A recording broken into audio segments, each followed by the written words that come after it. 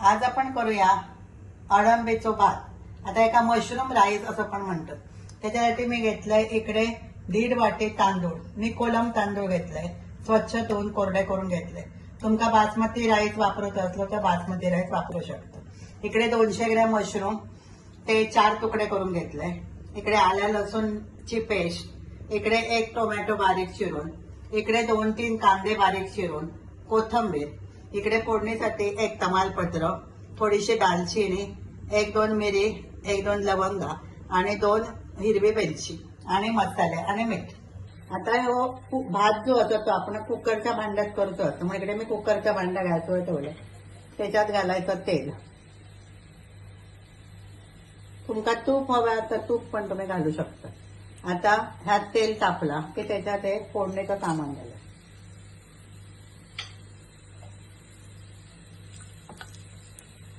मग घालायचो कांदो,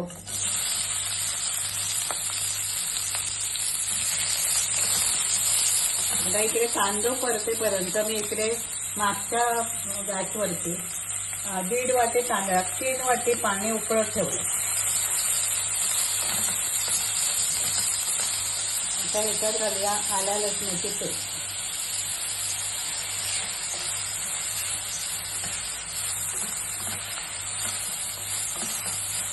मग घालायचं टोमॅटो,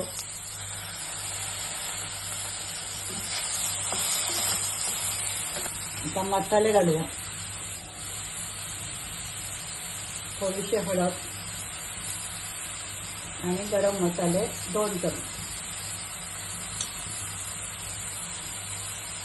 चवीप्रमाणे मीठ,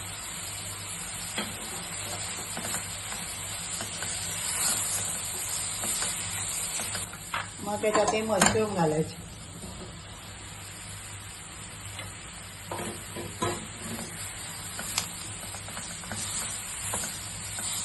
मशरूम शिजत टाकले की त्याच्यात थोडंसं पाणी सुटतं। आता आपण घालूया हे तांदूळ,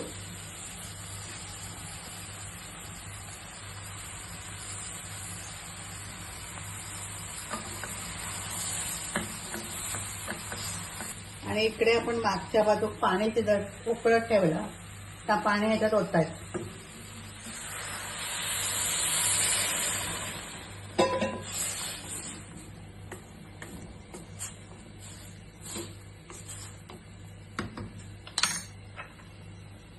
थोडीशी कोथिंबीर घालायची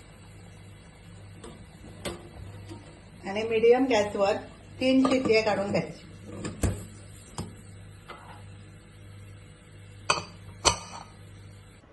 आता कुकर थंड झालं, आता आपण उघडून बघूया।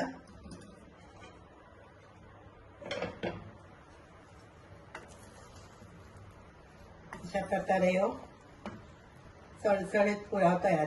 ह्याच्यात आपण कोणतेही अतिरिक्त मसाले वापरले नाही, फक्त मालवणी मसालो आणि आल्या लसणाची पेस्ट या 2च मसाल्यामध्ये हा पुलाव तयार झाला। आता आपण या प्लेटमध्ये काढून घेऊ। अशा प्रकारे अळंबी भात तुम्ही करून बघा, तुमका नक्की आवडतलो। आणि रेसिपी आवडली तर लाईक करा, शेअर करा, सबस्क्राईब करा।